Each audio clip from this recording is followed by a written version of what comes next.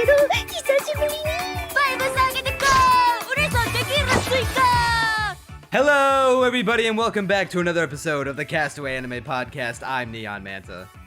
And I'm Crunchy Bagels. And we're back once again, consuming Bleach and finishing up the Soul Society arc. And if you want to see us cover more of Bleach down the road, as well as keep up to date with the podcast, then be sure to like the video, tell us your thoughts in the comments, and subscribe so you don't miss an episode. Now, before we dive into the finale of the Soul Society arc, we have a bit of a State of the Union for the podcast. Crunchy, we've done it. We've reached the funny sex number. We made it to episode 69. You're outing yourself as a Reddit user to the masses. I hope you know that. Don't act like you're not also proud of this momentous occasion. I am a little proud. Not particularly because of the number of episodes, just because we've made it this far. It didn't end in 5 episodes. Yeah, unlike Castaway anyway, which ended in 1. Rip to Castaway anyway. It'll come back pretty soon, I think. Pretty soon? You better put a trademark after that soon. Well, we'll see. In celebration of this, we have a couple announcements to make. The first announcement being that we want to extend our hands to you, the viewers, and thank you for seeing us through to 69 episodes. So we want to give back for 1 week only. We're going to be opening up Crunchy's Discord to invite fans of the podcast to hang out with us and a bunch of other cool people in the Crunchy Bagels Discord server. And in said Discord, we're going to be hosting a special fan-voted event. Viewer, let me ask you, have you ever wanted us to cover a show that you really like? Well, now's your opportunity, because in the Discord, we'll be hosting a fan-driven submission box to suggest any one cursed season of anime, or even a movie, for us to watch and do an episode on. So join with the link below. We'll randomly select a winner 1 week from this episode's air date on August 27th through September 3rd. And you can also, if you wish, talk to a bunch of degenerates on Discord. Yeah, you watch this podcast, so we know you must be similar, at the very least. One of us. One of us. Yeah. And finally, I must make good on a promise that I made about 20 and 170 subscribers ago. On Twitter, I said that I would do a giveaway of getting 100 subs, and then another time, when I reached 250 subs, celebrate, the big triple-digit number and the big 250,000 subs number. So I haven't been able to make good on that promise yet, but I'm making amends right here, right now. And we will be doing, in addition to the fan-voted event, we're going to be doing a giveaway of something highly sought after, highly requested by you guys, the fans. That's right. A Crunchy Bagels body pillow made from the finest Egyptian silk, stuffed with feathers from endangered avians, and designed with the most unsafe for work femboy crunchy art drawn by his live-in mail-order artist that lives in his closet. This exquisite piece of bedroom furnishing being shown on screen this very second will keep you company on those long, lonely nights, so enter the giveaway in the description. I wasn't told about this beforehand. Crunchy has in fact given his full consent. Any plans along these lines. Giveaway. It's my face reveal. I didn't intend it that way, but I guess it is now. Yeah. Oh my god, what if you actually made your face reveal in the form of porn? No. It's like drawn. I'd sooner kill myself. Okay, no, but for real, we are doing a giveaway. Unfortunately, we're not quite to the Crunchy Bagel femboy body pillow. Maybe maybe when we get to 1 million subs. Peak needs effort. It needs delay. It needs anticipation and hype. We do not start with peak, or else there is nowhere left to climb. Oh well, yeah. So we'll do probably around 1 million subs or so, but we are doing a giveaway for real. It's a $50 Amazon gift card. There'll be a gleam.io link in the description. Check that out for details on how to enter and win. Doing things such as subscribing to this channel, subscribing to Crunchy's channel, subscribing to my side channel, subscribing to Crunchy's side channel, following us on Twitter, all the good stuff. A lot of all the details and the rules will be in the description, in the link for the gleam.io. Winner will be announced in 2 weeks on September 10th. So click the link to enter and win. So now it's time to talk about Soul Society Bleach. Grab a drink, kick back, listen up, because this may take a while.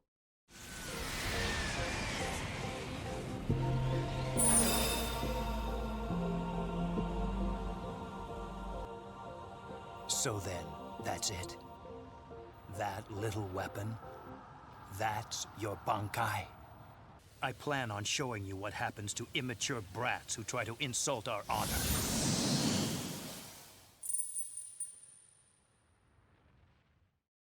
It may take nearly as long as that intro. So you were telling me in the Discord hosts only chat that you thought this would be an interesting episode, a banger episode. Well, Crunchy, you know what? Elaborate? It took like 54 episodes, but you know what?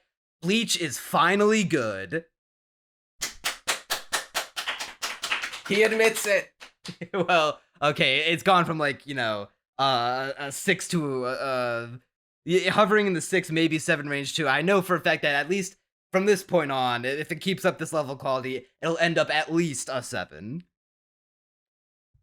You know, funnily enough, although you say that, I didn't think this was particularly better than most of the other episodes we got. Like, everything was better across the board. The fights have, at least, while they haven't yet solved the issue of employing decent tactics in these fights, they've at least improved upon the flashiness and the presentation of them, and at least the implementation of the powers to the point where it's like, okay, no, the animation is getting good, the choreography is getting a little more interesting, you know, they're actually moving around a whole bunch, they're not just, you know, doing one big sword clash and things explode, Ichigo zipping and zooping all over the place.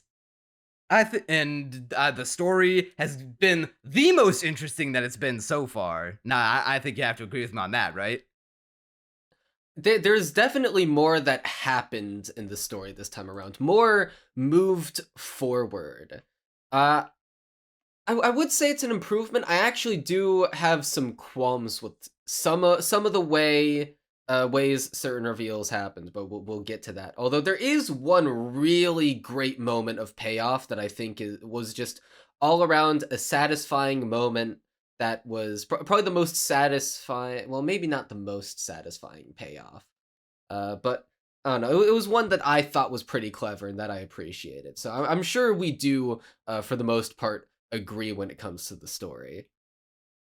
Yeah, after 50-something episodes of, you know, muddling about trying to find our footing, I feel like Bleach is now finally set into a comfortable pace and a comfortable, you know, state of being where things can move forward and there doesn't seem to be any more lulls or any more like, oh, okay, we have to go back to these boring characters now. Like every part that this half of an arc rather focused on has all been interesting. Now, granted, of course, you know, some more than others, but never so much so that it feels like, wait, no, go back. I was like really enjoying that where it's like, okay, I guess we can afford some time to this one now because I'm also invested in seeing how this one plays out. Well, see, I feel like I was not really like that before with Bleach, though. Like what you were saying about, oh, well, this fight is boring, I want to go back to the other one. I feel like for the most part, most of the fights were, I mean, there were some fights that are better than others, obviously, but there were never any, at least for me, that were so uninteresting that I was like, no, take me back to the other one now. Well, I guess we can break it down by there's two really big things to focus on in this arc, which we'll save for like the second and third big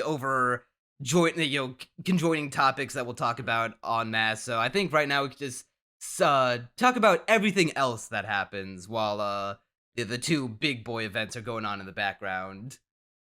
Yeah. So I guess we can set some bedrock, right? So the core thrust of this part, this block of episodes is that Rukia is about to get killed by the Sokyokyu in a genuinely, like, awe-inspiring and kind of majestic scene. The Sokyokyu turns into this phoenix of fire, and it, like, you know, has these like beady black eyes that contrast really. I don't know. It's a very weird feeling, but it's like it's so large in scale yet so beautiful in an odd sort of way. And the way Rukia confronts death even is like she lets go of all her regrets. She, is basically trying to get into the most peaceful state of mind possible before inevitably Ichigo swoops in to save the day.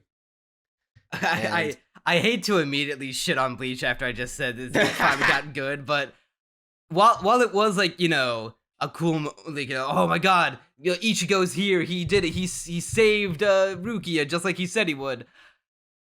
Was it like a little cheapening to you that I guess he completed his Bankai training off screen?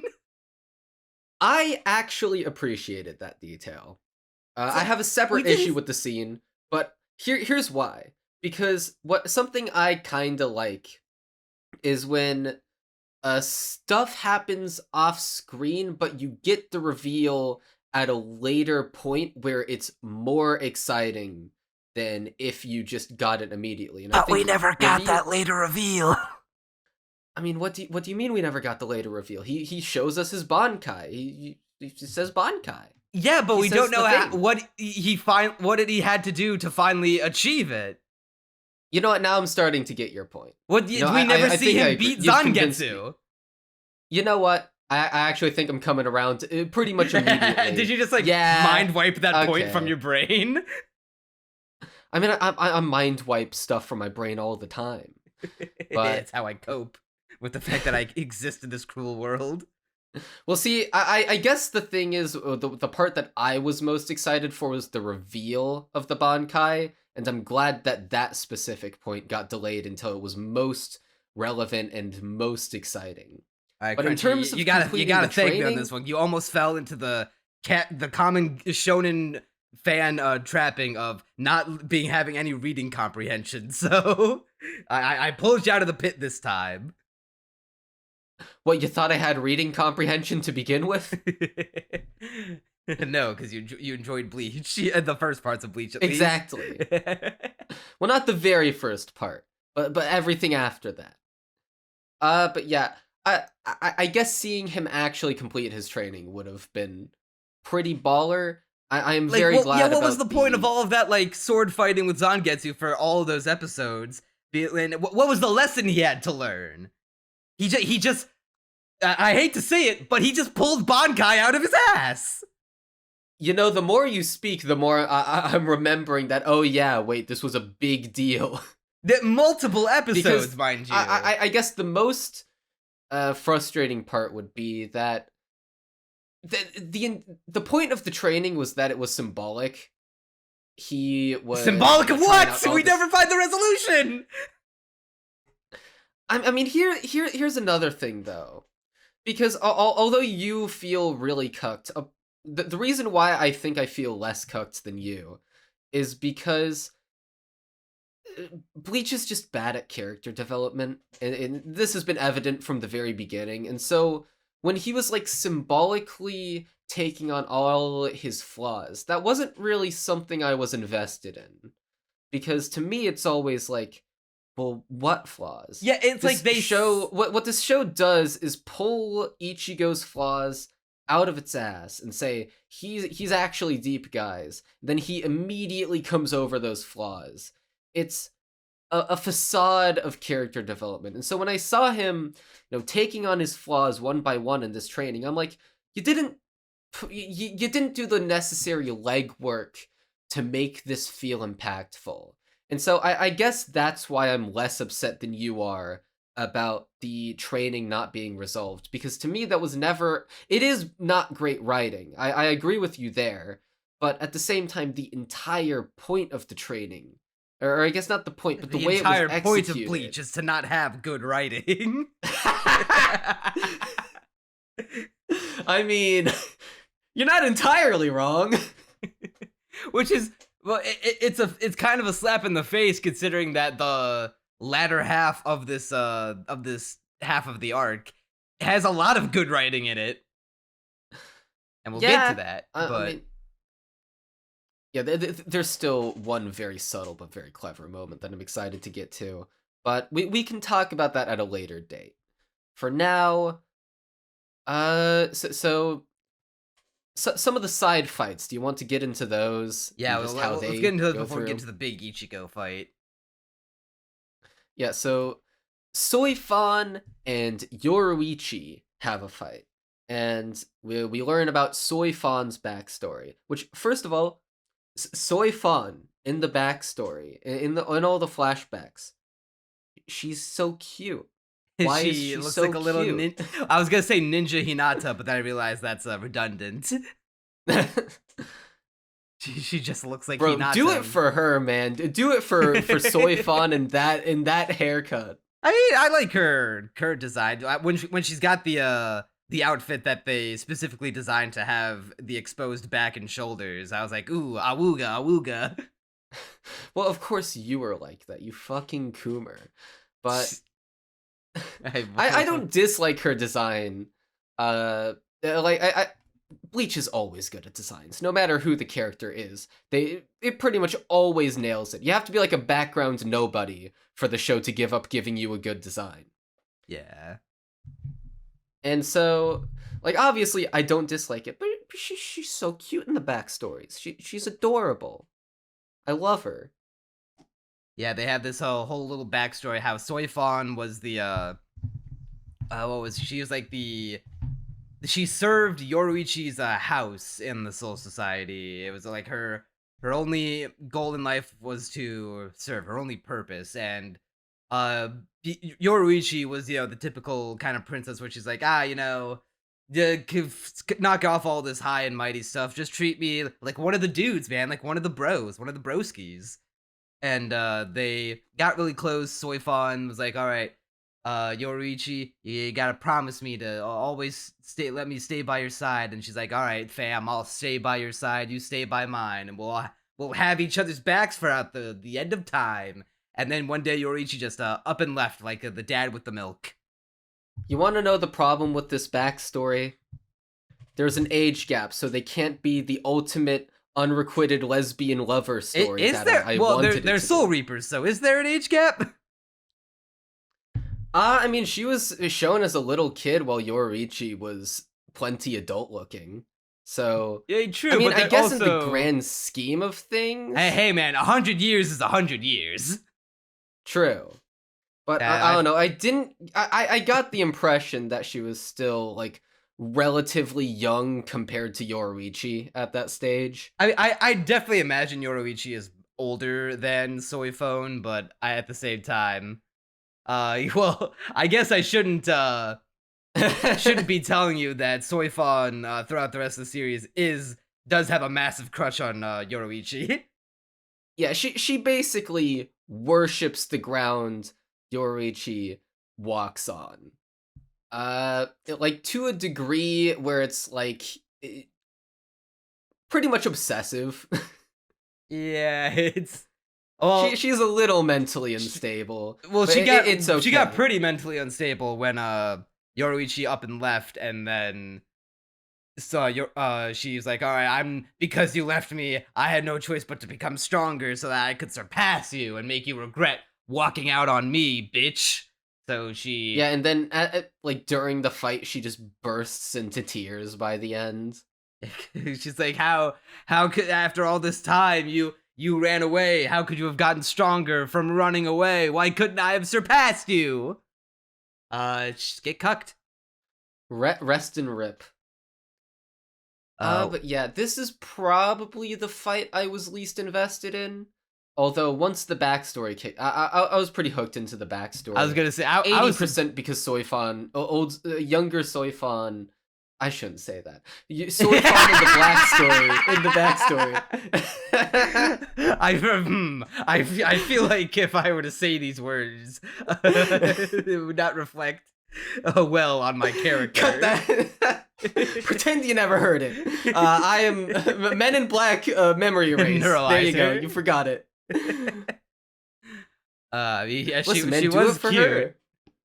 Yeah, we should probably move on for your sake. I was surprised that you said you were the least invested in that one when there was the whole thing going on with Ukitake and Kyoraku versus Yamamoto, the head captain.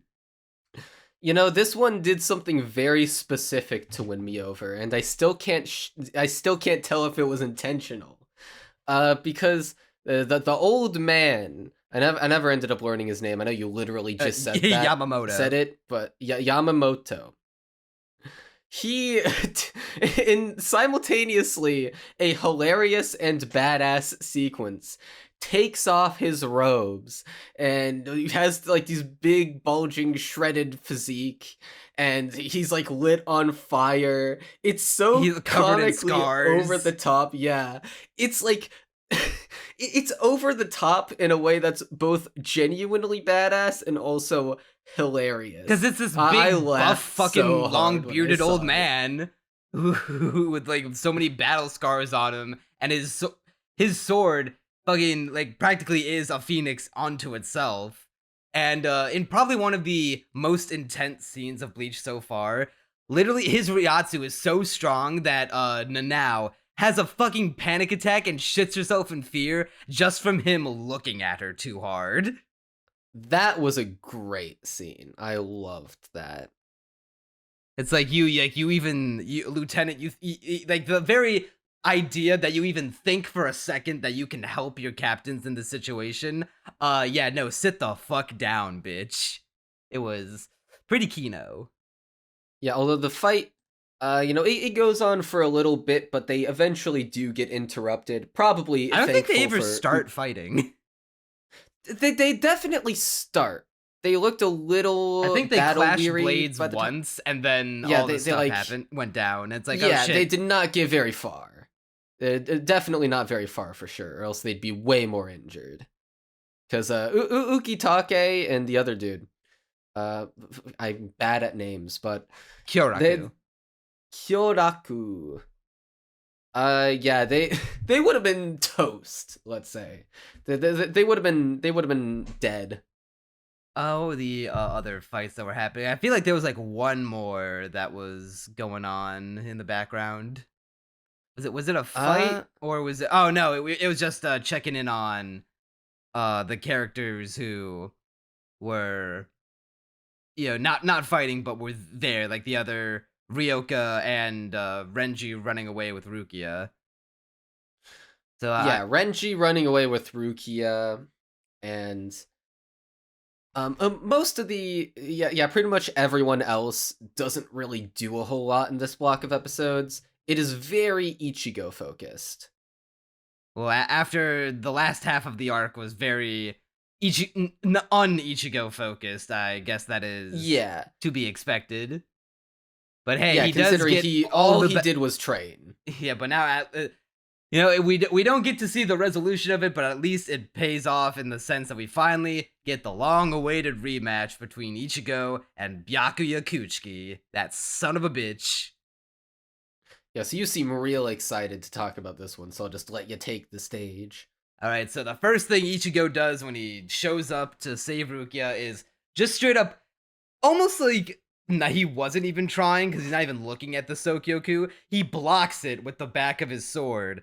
And they make it a point to be like, how the fuck did he block that shit? It's the power of 1,000,000 Zanpakuto.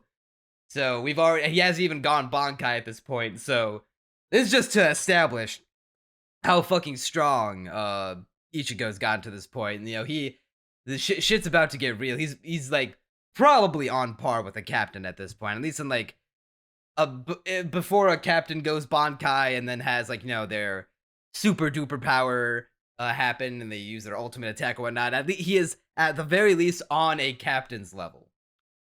So now he's here. Ukitake and Kyoraku subdue the Sokyoku with like this big shield thing. Yamamoto goes off to fight them. Ichigo is now going to fight Byakuya. Well, first things first, he has a little heart-to-heart with Rukia, which is really adorable. And then he fucking yeets that hoe to Renji so that he can have the 1v1, and I thought that was fucking hilarious.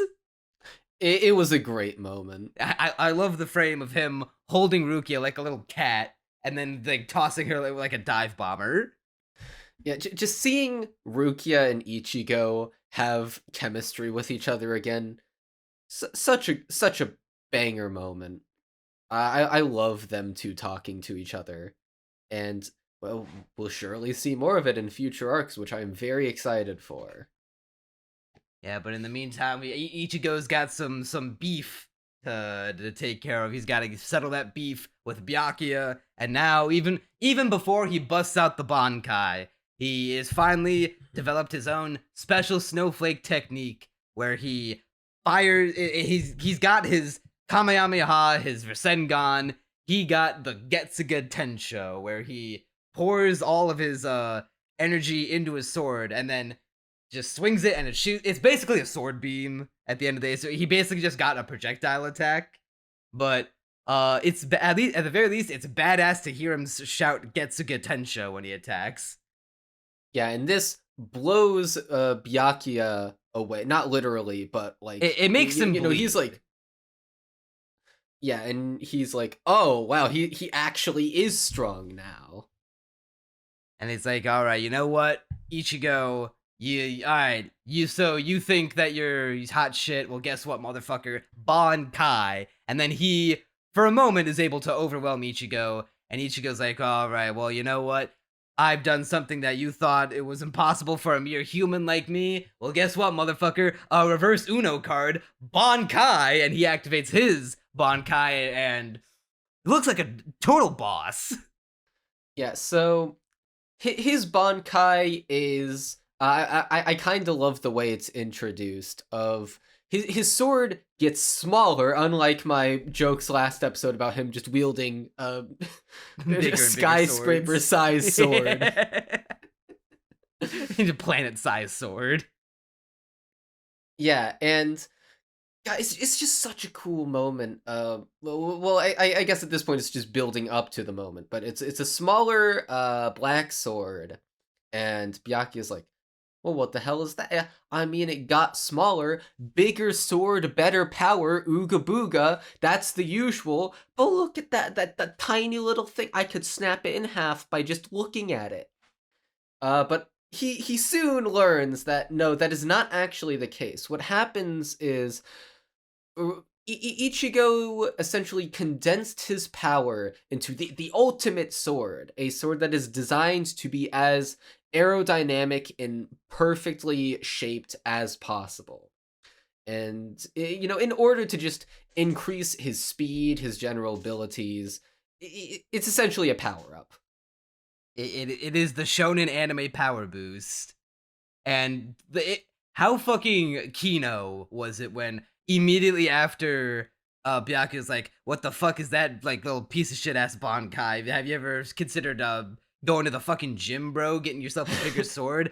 Ichigo instantly zooms forward after he fires the rose petal or whatever Bankai of his, and he's already got his sword up to his neck before Byakuya even can like realize that he moved. And he's like, oh yeah, what was that about my Bankai, bro? I work out at this place called the Library. Ever heard of it? Yeah, that moment was sick. And then Byakuya's like, oh, you won't do that again. And I was just like, bro, don't make it so easy for him to prove you wrong. Don't set it up like that.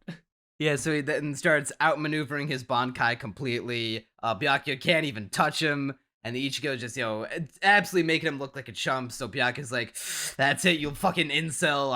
I'm done playing around. I'm gonna destroy you. I'm using my ultimate final technique.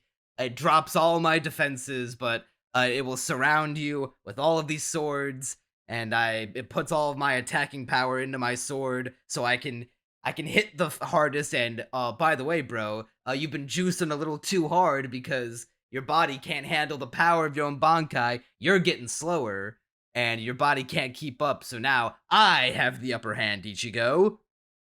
I have the high ground.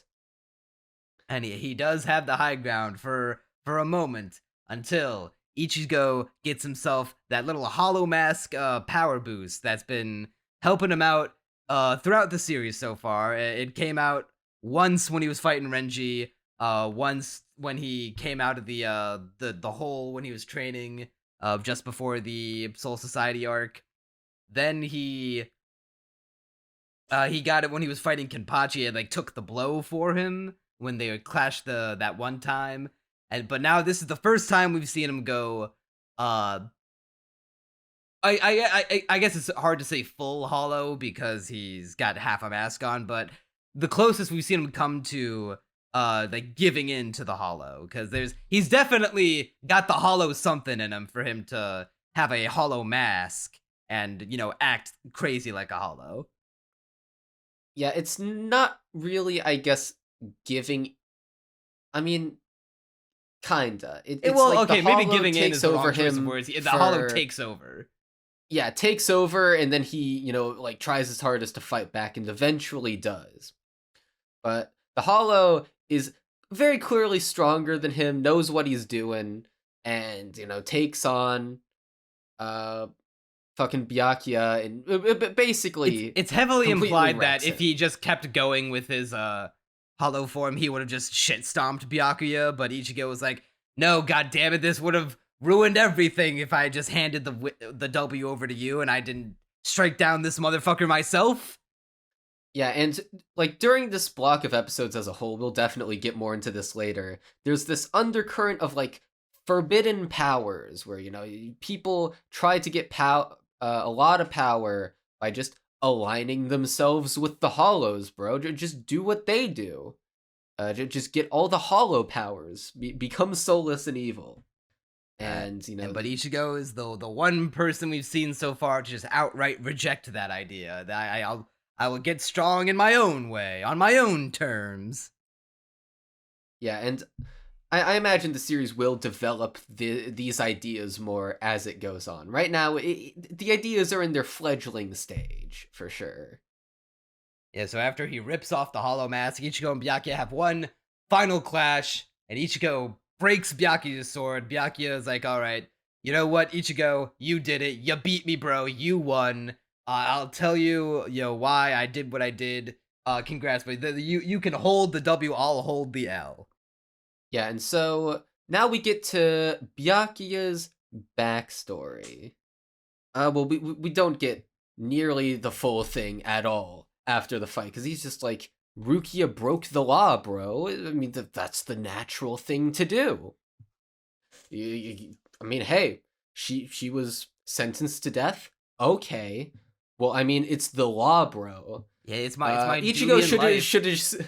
Then Ichigo just tells him fuck 12. Yeah. He's Byakuya's just like, bro, it's my duty to carry out the law of the Soul Society. Ichigo's just like, nuh-uh. I will say the ending of the fight is a little disappointing. After all that, the fact that Ichigo didn't even bring this motherfucker like down to he didn't make him fall. Like he just broke his sword, and Byakuya was like, all right, I give up, you win. I kind of like that. I mean, not gonna lie. After everything that Byakuya's like done up to this point, I feel like, yeah, he had to get put down. I didn't say he had to die, but I feel like at least bring him down to, especially what he does to everyone else that's crossed his path, like Ichigo, Renji, Rukia. I feel like the way I'm thinking about this is that I like the idea that Ichigo can, probably would have lost the fight were it not for being taken over by the Hollow for a second. I like this idea that Ichigo just ever so slightly eked out a victory over him. And, obviously, there's the moment where they're both about to fall. I just like the idea that Ichigo just has to put in all his energy into not falling. Then Byakuya doesn't even fall. He's just like, you know what? You broke my sword. I guess you win. No, I don't know. I think it's cool to cement the idea that Ichigo still isn't. I mean, obviously he is super duper powerful, and let's not pretend otherwise. If he's ever in a point where he's about to lose, he's just gonna get random powers again. But at least this one cements more of a, for lack of a better term, facade that he is weak, or that he does have growing to do, and that he isn't even close to the strongest. I mean, he obviously is, but He gives more of that impression. He might one day, but at least it's made clear by the end of this arc that he is definitely nowhere near the strongest. Oh yeah, well yeah, with what happens with a certain individual. I just feel like at least let Byakuya fall into his knee. I don't think he ever fell to a knee at one point. At least fucking Renji made him drop to a knee.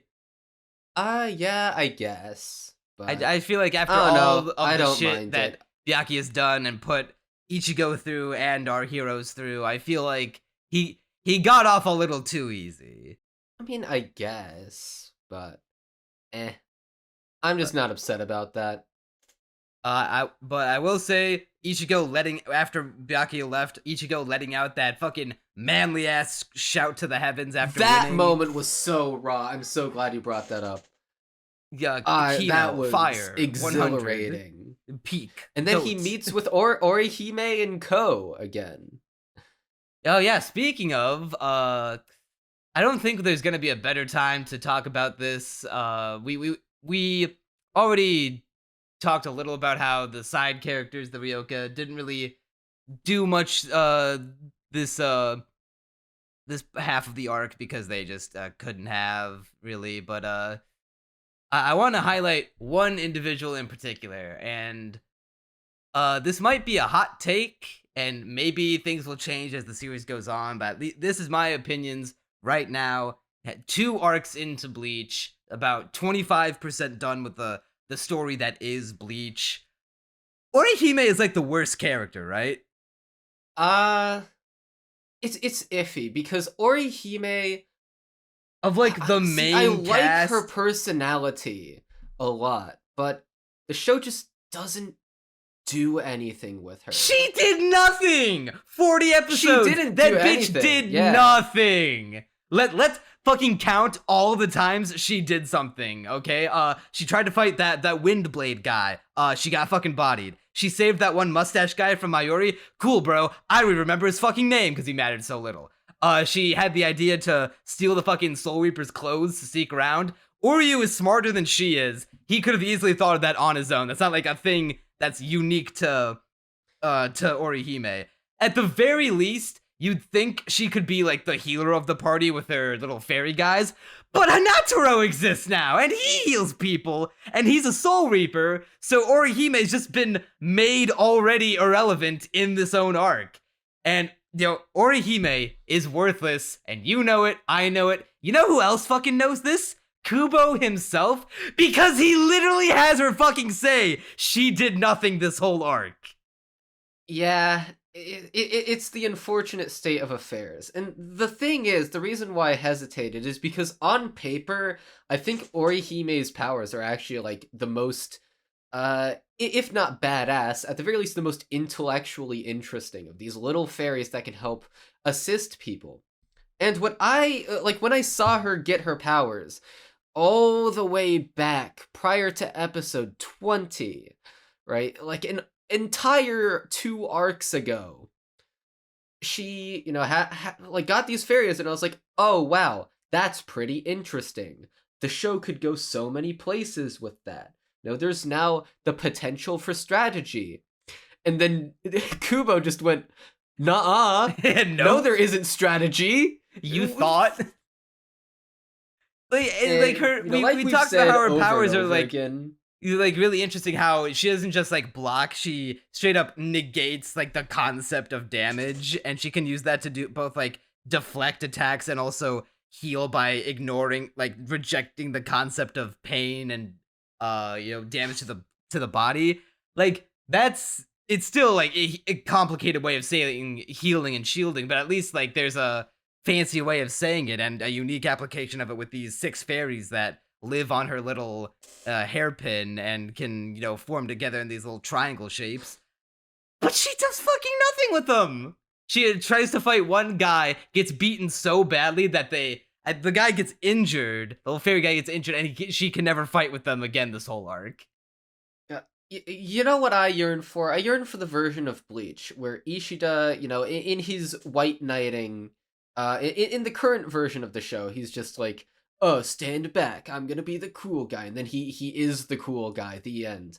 I yearn for the version of the show where Ishida's flaw is that he's like so stubborn and, you know, like so stubborn in being the cool guy and like doing things for other people and being alone, you know, be an all moody teenager, that he forgets the fact that, like, hey, I can't always act alone, you know? Like that's not the way you get things done sometimes. Sometimes you need to rely on other people. And he gets like nearly bodied in a fight, and then at the very last moment, Orihime, you know, she was gonna stay back and respect his orders, but then she was like, you know what? No, my friend is in danger, and guess what? I've been useless this entire time, and I'm tired of feeling like dead weight. I'm going to act on my own volition and be the fucking cool girl and save his ass. And she starts using her powers, and it's not on their own that they body opponents. It's together. That's like you know, a good message to spread to people. That's interesting character development. That's frankly more of a flaw and an arc than anything that's actually happened in the show to any of the main characters. There we go. I fixed Bleach. The end. But no, Kubo said, unless you are a sexy, dark-skinned woman, you do not get to be useful in Bleach. Yeah. Your goal is to either get captured or you just be dead weight. I know there's a canon explanation to it in that Rukia has the little thing around her neck that makes it so she can't use her powers. You know, At least I don't blame Rukia for being a prisoner when she's being captured by the fucking I'm not blaming Soul her. Reaper police. No, what I'm saying is, like, obviously, in the context of the show, her character had no choice but to stay there. But there was still a part of me that was like, couldn't she do something? Like, couldn't you come up with some writing excuse for her to fight again? I like Rukia. I want to see her be badass. I do want to see Rukia fight. I do yearn for the day that she does get her powers back.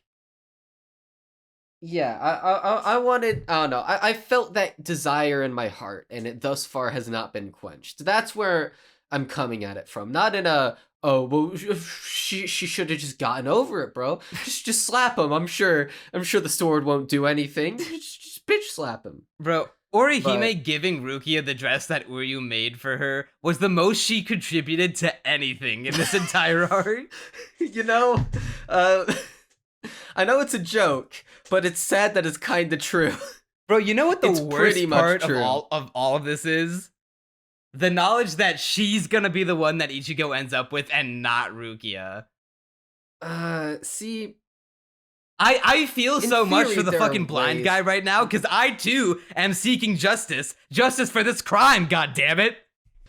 see, like, if the show actually developed Orihime as a character, because see, the thing is, I do like Orihime. I like her personality. I think she's fun. But the fact I that the enjoy show her is personality so too. unwilling to do anything with her, it's just kind of the nail in the coffin. Like, she doesn't even get cool moments. She doesn't even get, like, see, what I thought would be the case is that she's, like, despite her airheadedness, would be, like, the one who engaged in the most strategy. You know, Ichigo would be the one who would just blindly jump into situations and rely on his power.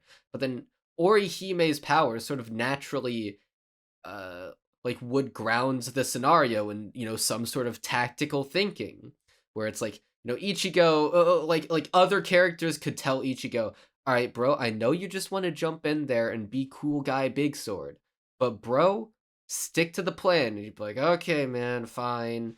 But, you know, if someone's in danger, I'm going to break the plan into a million pieces.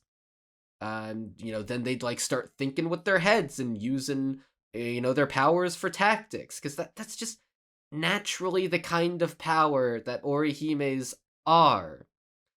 But, nope. Not at all. Not in the slightest. It's a damn shame. We can only hope that by the grace of the gods that she will become useful. At least, like, man, where are all the fucking Orihime is useless memes? Because, like, fuck you, I'm sure even though you haven't seen Naruto yet, you're familiar with the Sakura is useless meme. Oh yeah, right? anyone I- who's heard of Naruto knows of the memes. At least Sakura does shit. Like in the bit of Naruto that I've seen, she does contribute some, and she does get her moments. Like way sooner, mind you, than Orihime does. So We're 63 episodes into this show and she hasn't done anything. Oh, by the way, I looked into it just a little bit. The Bount arc starts, the filler arc that immediately follows this one that we're gonna be skipping. It literally starts with Orihime getting fucking captured. That's just that. The absolute state That's of Orihime, hilarious. Bros. God, Yeah, you so- might as well have not given her any powers at that point. It's a sad state of affairs. All right, so I feel like we've shat on Orihime enough we've reached the Orihime. Yeah, shitting this quota. has been a problem in the show. It's not really, And it doesn't look like specific it's gonna to get this solved arc. anytime soon. Hopefully, it gets solved ever. That's really the only thing I can hold out for. Well, we're 25% done with Bleach, and she hasn't done anything yet besides get her powers and then do nothing with them. So Yeah, we'll see. 75% more to go. All right, but now we can move on to the curtain reveal of this scene. We have, while all the fighting's been going on in the background, we've had this bit of inner political conflict and turmoil among the Soul Society Gote 13, where Captain Aizen, he's been murdered. Who could have done this? Who among us could have who's the imposter?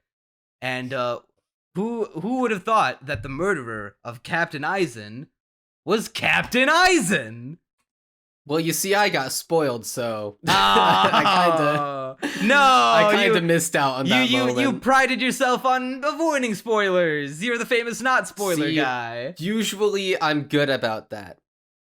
But what happened is it was like a super offhanded remark on Twitter. It's like, oh, I just got spoiled. Wait, what was the context? It was like just some random conversation about like I forget what even the main post was, but it was a reply to another post that wasn't a Bleach spoiler. That I don't even remember if it was about Bleach at all. But the reply was just like, yeah, it's a sort of like heroes teaming up with someone they don't like moment, kind of like Ichigo and Aizen. And I was like, oh, okay. that everything, I just pieced half the mystery together right there. I'm really sad. I was gonna ask you because you had prided yourself on because I had known, because I just know this. Once I was spoiled, I thought back to other moments in the podcast and went like, Neon knows too, doesn't he? Yeah, well, I knew not because I got spoiled on Twitter, but because I just know about Shonen Jump manga. So granted, Aizen is a famous villain amongst Shonen Jump's catalog. I see why. Because yeah, he's a bastard. He is great. He is a fantastic villain. Like, as a character, or I guess not as a character, as a person in this universe, I hate him. As a character and as a villain, I love that I hate him so much. He's the worst. He's the best kind of villain, the one you love to hate. I want to personally punch him in the face, and that's how you have a good villain. Yeah, and he expertly pulled off his 5D chess plan to perfection. Like, literally everything went off without a hitch, and anything that he didn't account for initially, or at least took him by surprise, he had a contingency plan for.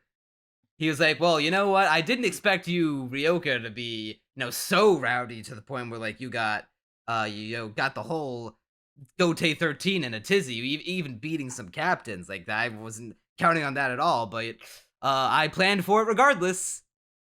Yeah, so he's a big schemer. I guess we can just go into Aizen's plan.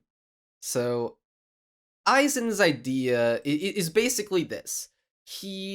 There is a thing in Rukia, there's some kind of term for it, I forgot. Doesn't really the matter. Hogyoku. Hogyoku. sounds identical to every other technical term in this show. I mean, but- it's literally one letter change from the Sogyoku. Yeah, I feel like there was another one that sounded almost exactly like There that. probably is, but I forget. God, but anyway, the point is, this thing is something that Kyusuke made, but it was very dangerous because what it does is it allows you to shift from human to hollow, and the reason why you'd want to do that is because it gives you more power. Well, Because Soul Reaper to you Hollow are limited. specifically. Yeah, Soul Reaper Hollow. And the reason why you'd want to be a Soul Reaper Hollow A is Soul because Reaper. Reaper, yes, is because as a Soul Reaper, you are limited by the confines of your soul, the abilities native to your soul. But by going hollow, you gain powers that some may consider to be unnatural. And so you can become super duper pooper scooper powerful, which is a frightening thing to hear Aizen say because he hasn't gone hollow yet. And he's still the fucking he's still the strongest. I think maybe Maybe not Yamamoto literally might be stronger than him. Yamamoto might be stronger, but in terms of every matchup we've seen and can confirm his power levels for, he is the strongest. All right, so let me ask you this: how fucking what was your reaction to this is I don't know if you know the fan reaction to this moment or are familiar with like how fans perceive it. I am almost certainly not. How did you feel about the moment where, you know, Ichigo and Renji are gonna take on Aizen to save Rukia one more time from his clutches, and they have this plan, and they're gonna put into action. And Ichigo's gonna rush in and fight, and his theme song's playing like da da da da da da da, and he's like, yeah, ready for action. We gotta be the main attraction. Goes in to rush, swing the sword. He blocks it with a finger and cuts off the music, and then all he does That moment was phenomenal. and all he does is tap the sword with his finger and damn near cuts him in half. That moment was it's so good because it's That's like shown one of those right moments. there, baby. Yeah. Nice detailed it character sets up how explanation. Yeah, it sets up his power level so immediately and expertly because like mind you, we know for a fact that well, okay, so the power scaling in this show, Ichigo powers up very quickly, way quicker than it takes most people, and he's already at the level of people who have trained for many, many, many decades. And he's already pulled so, several powers out of his ass, including most recently Bankai. Yes, but to have that knowledge ingrained in you, however frustrating it is at times during this show, and then to see someone that overpowers him to that degree after all that training and well, let's just say finding powers along the way, maybe just sort of randomly, you just have more of it, and even after all that, he literally just touches his sword and he crumbles. Yeah, in 2000, I want to say 5, that this was the year that this show came out, or like at least this episode, 2005, 2006. This blew people's fucking minds. I can see why. Yeah, it's highly regarded as one of like the most shocking and best moments in all of Bleach. It is a really great moment. And so anyway, as I was saying about his plan, right? Cause you saying 4D chess doesn't give justice to how. Yeah, why don't you go ahead and break it down? Kind of convoluted it is. So it's convoluted in the sense of how many things that he accounted. Like this is like Dark Knight, Heath Ledger, Joker levels of contingency plans. Yeah. So he. Basically, he needs to get this. God, I didn't even finish explaining why the thing is in Rukia. So this thing can turn you into a Soul Reaper Hollow, and it was too dangerous to be allowed to live. So Kyusuke was like, "Yo, Rukia, you seem to need a gig eye. I can give you one." But secretly, he put this thing into Rukia's soul. And the idea was to keep Rukia a Gigai enough, long enough that she would just straight up turn into a human, or at the very least a Soul Reaper with very minimal powers that would be hard to detect. She'd just go on to living a human lifespan and die, and eventually the thing, the Gokyoku, I think he called it, The Hokyoku. Hokokyu, would just sort of fade away into existence, because Kisuke was afraid of what he invented and what would happen if it was unleashed upon the world. Well, yeah, because Rukia it gotten to the doesn't point know where this. it couldn't even be destroyed anymore. Like, it's so he powerful. literally could not destroy it. So his only thought was like, well, shit, hey, Rukia, here you go. Well, without her knowing, of course, but he slipped it Yes. into the Gigai of her soul to hopefully just keep it there, suppress its energy signature so no one could track it, and just let it it would have the unfortunate side effect of draining Rukia of her power and make her a weak little bitch boy, but sacrifices have to be made. Hey, it was for the greater good. But anyway, Aizen, seeing this, is like, I need this, bro. I need more power. And so what he does is he goes with his boy Gin Ichimaru and the blind dude. I forgot his name. I think his name, I have it written down here. Tosen. Tosen. And he's like, yo, my boys, want to just like slaughter all the higher ups here? Just slaughter Central 46? And so they do that. Now, yeah, they Aizen's basically power, slaughtered the Supreme Court of the Soul Society. Yeah. The entire judicial branch. Damn, just like me for real. Pretend I didn't say that. Oh no, FBI guy listening into our Discord call right now. Your house is being swatted as we speak. For legal reasons, that's a joke. In Minecraft. I killed them in Minecraft. In Minecraft, yes. The TNT to their Minecraft Villager houses. Supreme Court. But anyway, the way he was able to accomplish this is because of his powers of hypnosis. By taking out his sword, if you witness him taking out his sword, you are already under his spell. He can't control your actions, but he can control your perceptions to a certain degree. And so, he can make you think you're somewhere you're not. He can make, the way it's explained is he can make any object look like any other object. And presumably also take on the voice of the Bleach Supreme Court. And so, by doing that, they were able to essentially take over the government without anyone knowing. Oh, and by the way, by altering their perceptions, he literally gaslit everyone into thinking his powers were something they were not, which that is some 4D chess scheming right there. That is, I fucking love that. That's great. I know, he's been planning this shit out for like decades, maybe even centuries. Yeah, for the longest time. And so in taking over the Supreme Court, he was able to get Rukia arrested and sentenced to death, even though it was not, not the protocol. But hey, it's the law. You just bend the knee, bro. I mean, come on, it's the Supreme Court. And it's even mentioned in the show that once the Central 49, yeah, that's what it's called. Central 46. Yeah, wrong number. Once the Central 46 makes a decision, you can't undo it. There's no appealing it. It's just the thing that happens now. And so you just gotta roll with it.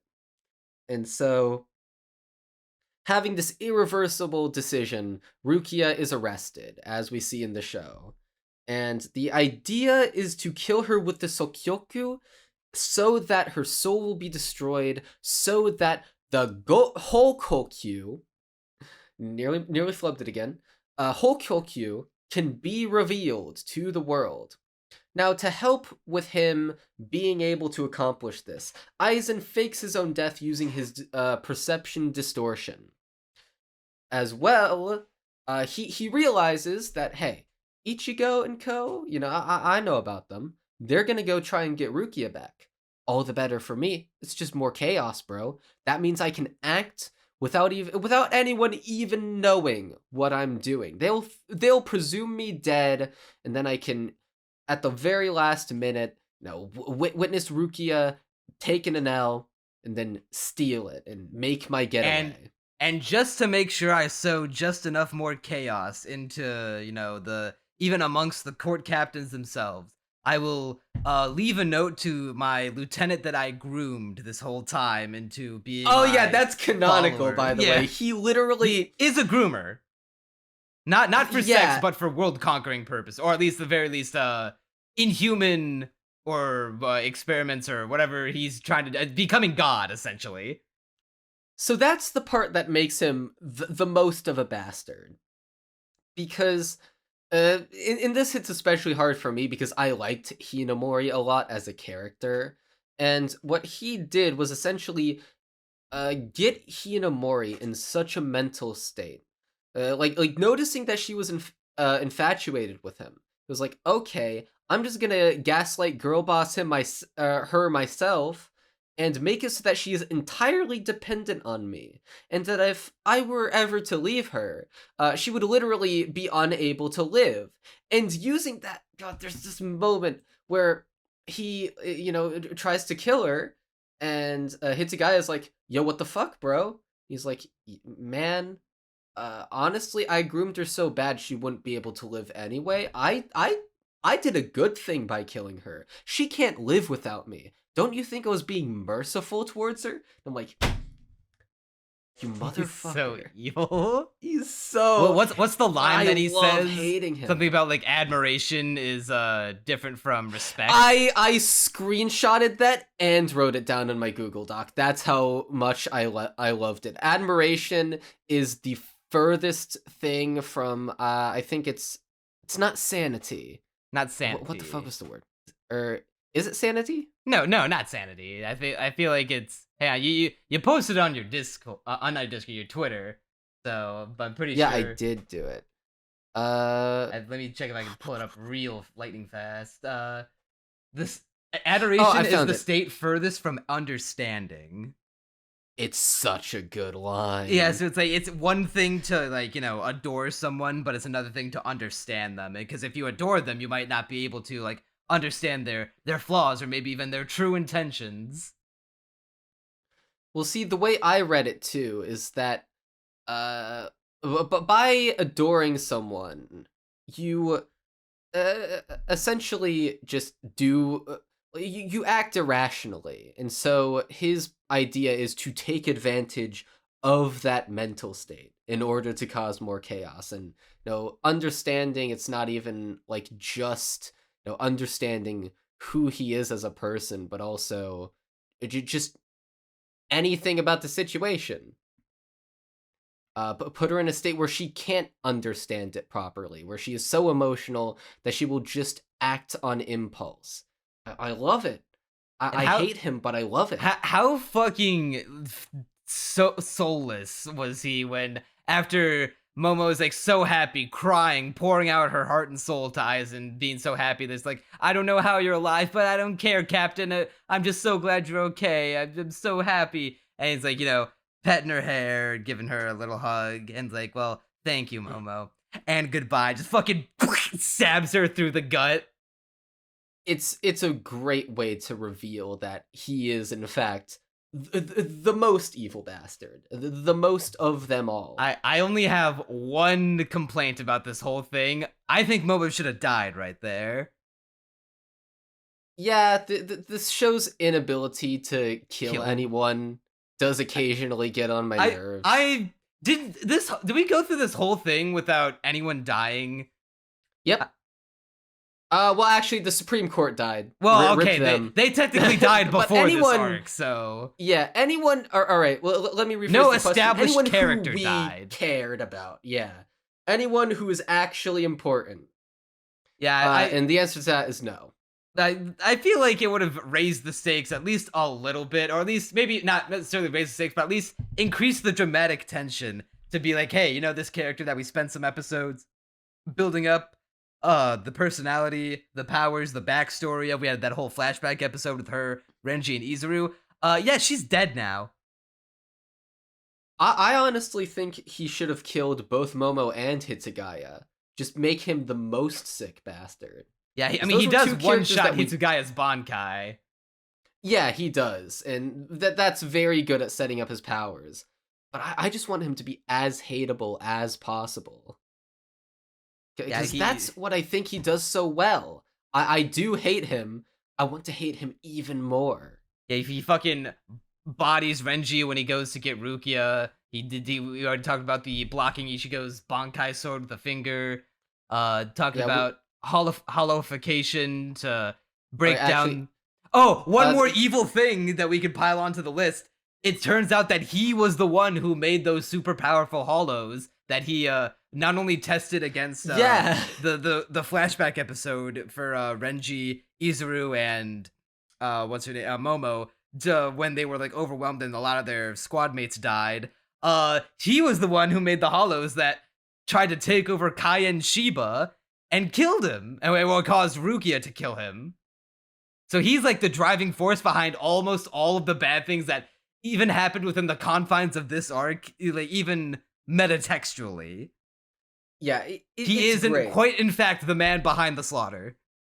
Although, there are a few lingering questions I have. So, Aizen was okay. So he was the one to sow the seeds of distrust in everyone. Around Gin Ichimaru specifically. I don't know why he did that. Because Gin Ichimaru is actually, like, totally in on it. Why did you get people to distrust your own guy?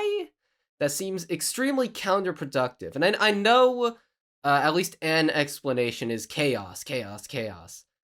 But, like, it couldn't be...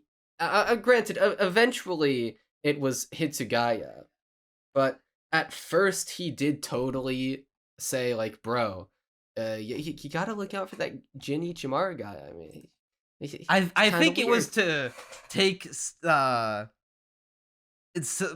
any possible suspicion off of himself, because the only flaw in his plan that anyone noticed was Captain Unohana, where she was the one to suss out Aizen, being like, hey, that corpse doll you made, it was something about the corpse doll, like, that wasn't quite right, how you left it there. I think when they took down the body, they inspected it and found out somehow that it was a corpse doll.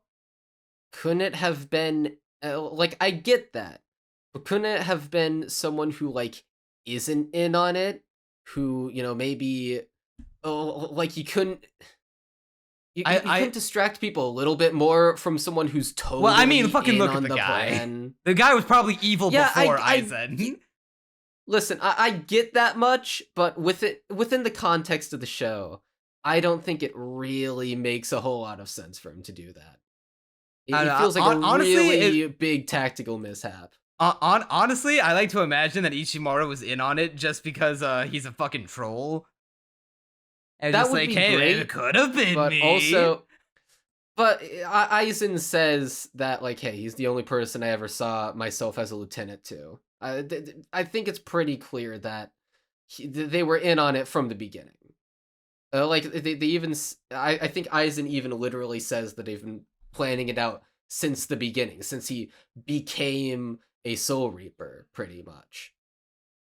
Yeah, which, by the way, means that one moment where Ichimaru went to Rukia and dangled a false hope that he would save her for a second was not part of the plan. It was just trolling. Yeah, Aizen was also the one to, or at least was he the first one to raise doubts about Rukia's explanation or, like, execution, or was that Hitsugaya? I think it was him, because he was trying to, like, make Momo think, hey, don't you think it's a little weird?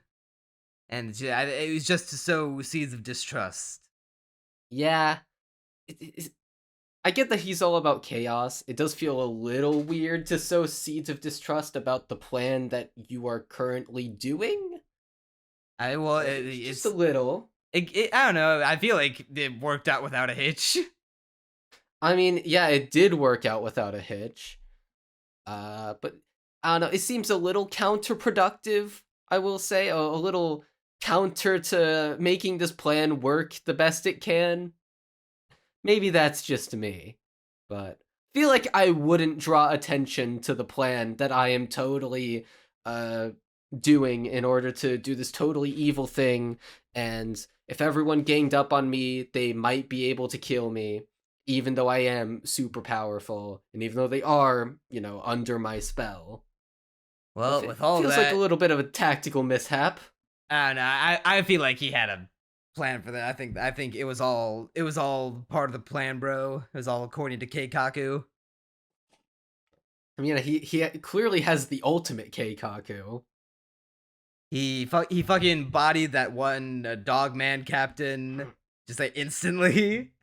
Yeah, he bodies everyone in this arc. He bodies Ichigo, Renji, but we already went over that.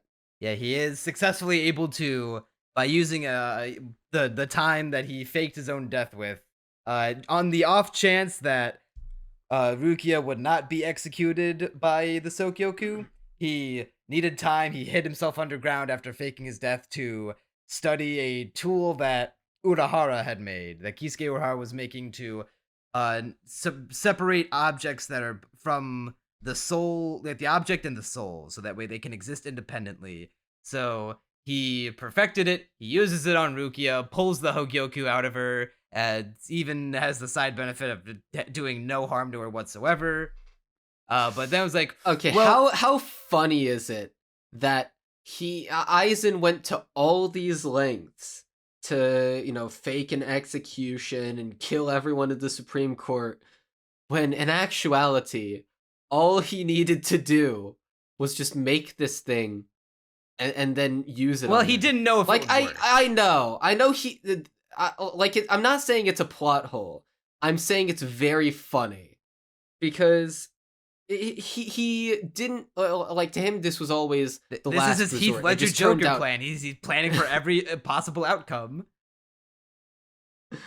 But like this is like he I imagine expected it to be more difficult than it was, considering that it was always intended as a backup. It just turns out that he could have skipped the whole plan. He could have just snuck up on Rukia. They're like, yoink, and then get taken to taken to hollow heaven and ascend.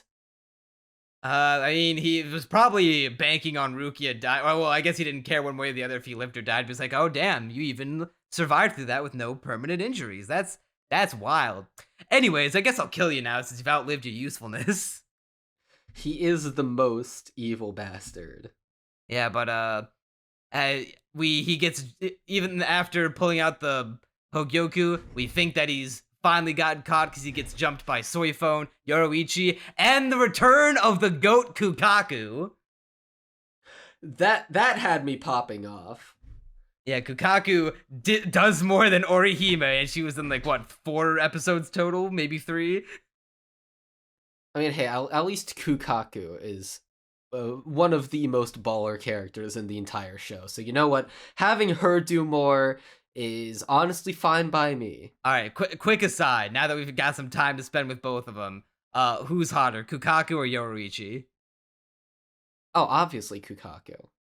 It's a toss-up for me. She's disheveled. All you need to do is be disheveled. Yeah, but Yoruichi is constantly being and okay with being naked. Okay, but Kukaku is disheveled. Have you ever thought about that? Have I not mentioned that a dozen times? I like Kukaku's outfit more. I think Yoruichi, like, by herself is hotter. But I like the aesthetic of Kukaku more. The true answer is I think there has to be NSFW of them together. That is the true answer, but what I'm going to say here is you severely overrate a character taking off their shirt. I mean, come on. Kukaku's design is just so good. It's so appealing. She doesn't just take off her shirt, she enjoys taking it off.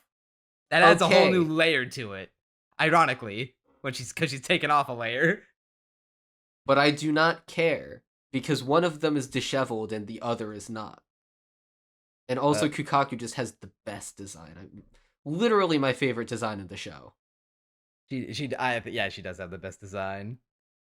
So a bunch of Menos Grande appear. We haven't seen these guys in a while. They appear out of the sky, shower Aizen, Ichimaru, and Tosen in these beams of light that take them back to the Hollow World. Yeah, they undergo a rapture. Yeah.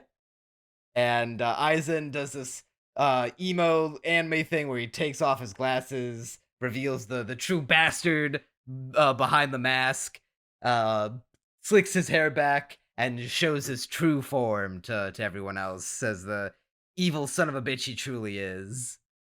And with that, we are done talking about Aizen.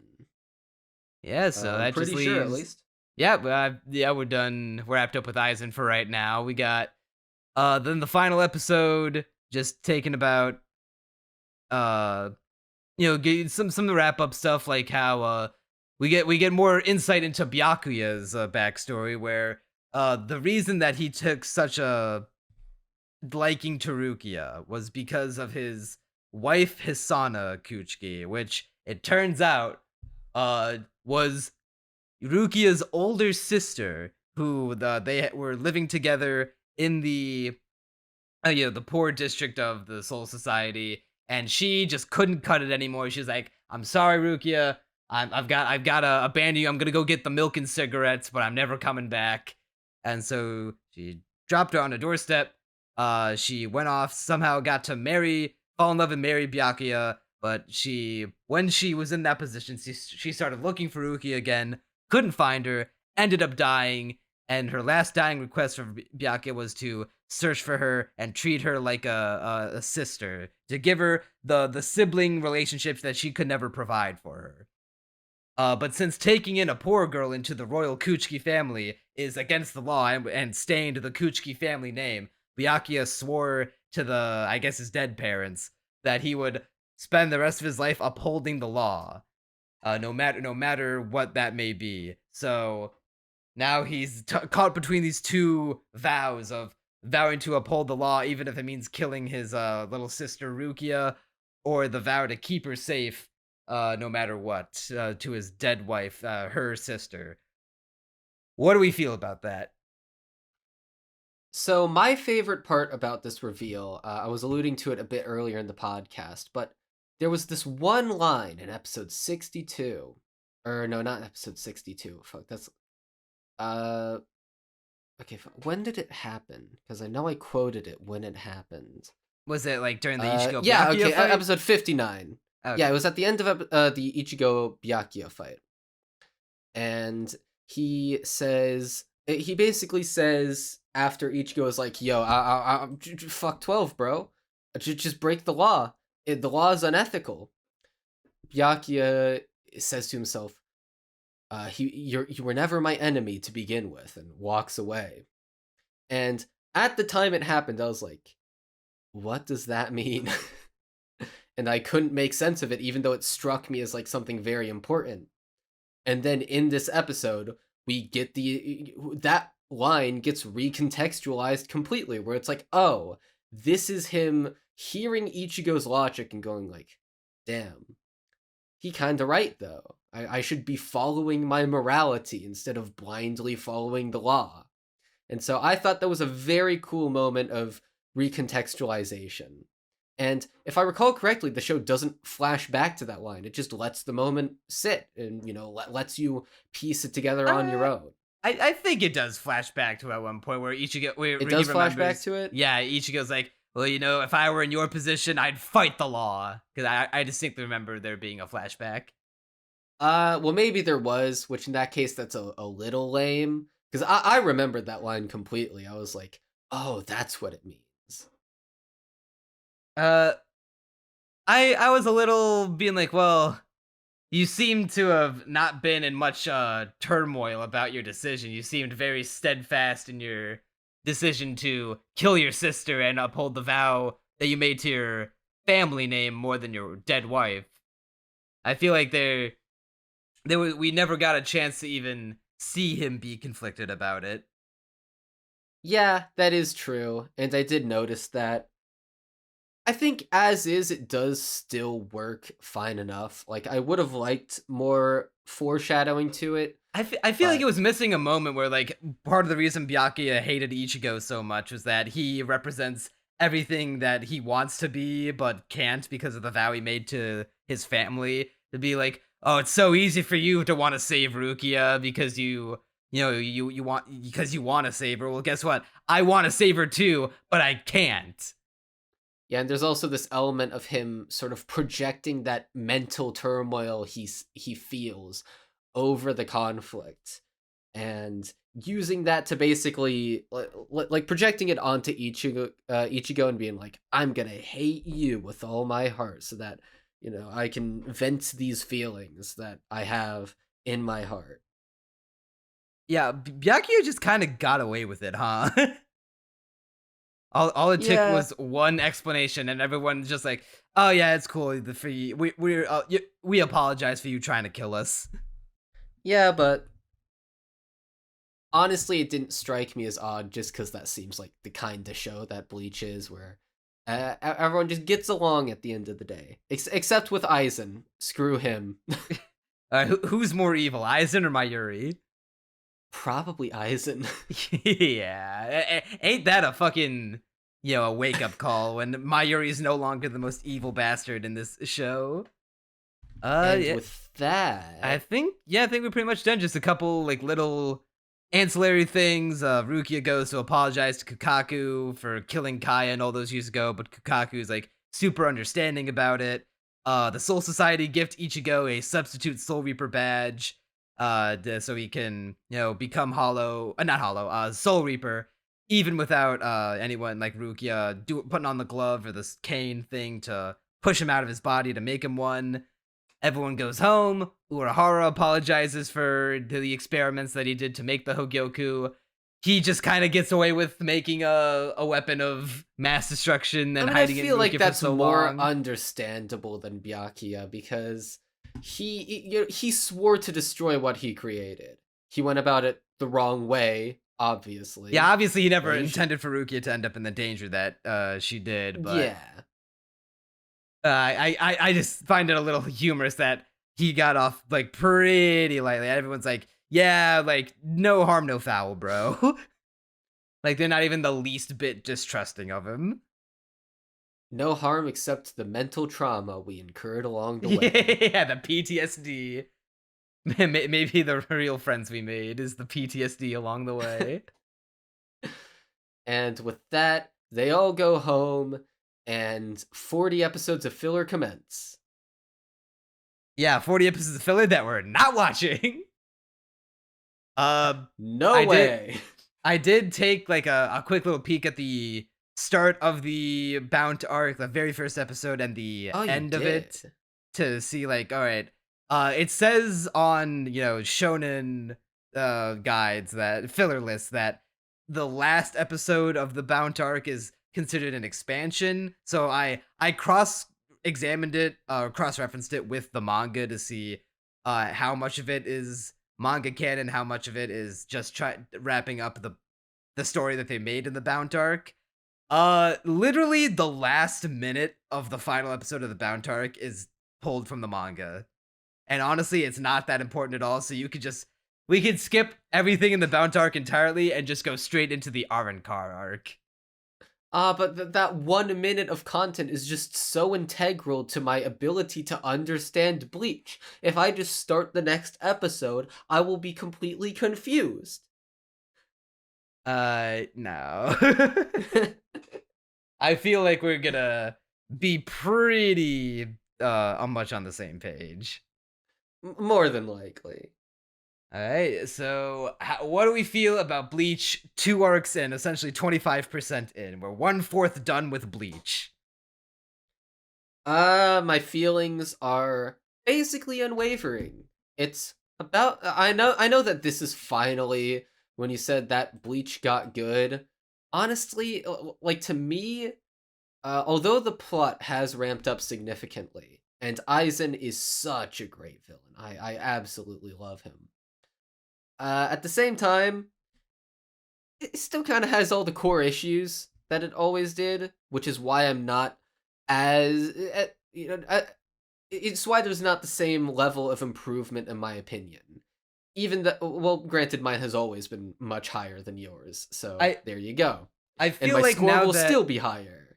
Yeah, I feel like I said towards the beginning of the podcast, Bleach is now starting to find its footing, and now we've got some big overarching goals established. Now that we've gotten this save Rukia mission done, now the new primary goal is to even though if the characters themselves haven't like fully taken it on board yet, we know that this is where the story has to naturally go. Stop Aizen from doing whatever he's doing, because it's probably going to mean bad things to the rest of humanity and the Soul Reapers. So we're going to fight Aizen, we're going to beat Aizen, and we're going to save the world. And in doing so, we've established a villain, multiple other villains. Like, we established an evil force, essentially. We have some big bads that we need to take down. We got a whole cast of characters now, a whole smorgasbord of captains, lieutenants, and other characters that we can follow along with and have on our adventures. We'll see their varying degrees of usefulness. I hope that there's a nice even spread of development across the board. I hope they still haven't solved the problem of having intelligent fights. They just got better at presenting them. And that's pretty much it. They got better in a few areas. They just need to. There's a lot of room for improvement, but in this block of episodes, this is the most I've been excited to continue watching an episode to episode. Yeah, if they can just give Orihime a point, please. Yeah, let's get the whiteboard out. The chalkboard. Let's make Orihime relevant. I guess asterisk, please don't let the characters become jobbers. Please make sure that characters like Uryu and Chad don't get power scaled into oblivion, and Renji too. Make sure employ tactics in your fucking fights. We've established Bankai, and with like Shikai Sword Awakenings on Pakto powers, each character basically has their own unique snowflake power, so we can have that play off of each other. Do that, have there be interesting tactics, and give the characters actual arcs. That's one of my big ones, where this show. See, one of this show's appeals is supposed to be the character development. They're growing on this journey. You know, they're growing through all the things they're experiencing. Ichigo is ostensibly overcoming his flaws, but in actuality has none. Yeah. Also, stop giving Ichigo ass pull powers, please. Well, let him fucking earn a power boost. To be fair, I think the show has been getting a little better about that overall. It's gone from cancer to cancer -1. Well, I listen, I know that you see the Bankai power as an ass pull because we don't see what he did to get it. At the same time, at the very least, this one has an explanation. Or at the very least, an explanation that I can buy into. The other ones do technically have explanations, but like, I don't really buy into them as much. At the very least, this one was established from an early point that, okay, we are doing this to get powerful, and that he will eventually get all the good powers and stop being such a little piss baby. We can only. I yearn for the day of where Ichigo grows out of those diapers and stop being a piss baby. That's when Bleach will get really good. But in the meantime, that seems to be it. Yeah. So, I feel like while it has been fun, especially with this last bit to cover Bleach, I feel like we're due for a bit of a break, just so we can not let Bleach fatigue set in. I mean, for me, it'll probably never set in, let's be real. But hey, share this with everyone you know and love so that you can make Neon eat those words and put it on sooner. I will. I'll be a man of the people if this blows up the same way the not the most recent Bleach episode, but the Soul Society sneak arcs, the ones that they blew up the way they did. If this does that level of numbers, Bleach will get higher priority on the schedule again. But in the meantime, I feel like we could take like maybe a season off of Bleach, or at least maybe I'd be fine with that. Yeah, or maybe at the very least a month or two, maybe not a whole 3 months. I mean, yeah, Bleach itself took 40 weeks off from having relevant plot development, so hey. Yeah, and with that last little jab, I feel like that'll do her for this episode of the Castaway Anime Podcast. If you enjoyed it, please give us your thoughts down in the comments. Be sure to like the video. Head on down to, once again, join the Discord to, hang out with us, hang out with a bunch of cool people, participate in the submission box event where we'll pick which show or movie you want us to cover on the podcast, and also sign up for the $50 Amazon gift card giveaway in the description. That'll do her for this episode of the Castaway Anime Podcast. I'm Neon Manta. And I'm Bleached Bagels. We're bringing it back. And you'll see Not us. that it ever left. Yeah. Well, I can't. I don't know how to put up the graphic anymore now that we have the overlay. Because now you're Lori and no longer Toru. You know what? We can just bring Tora back for those 5 seconds. I'll slap it on screen. There we go. And you'll see us next time.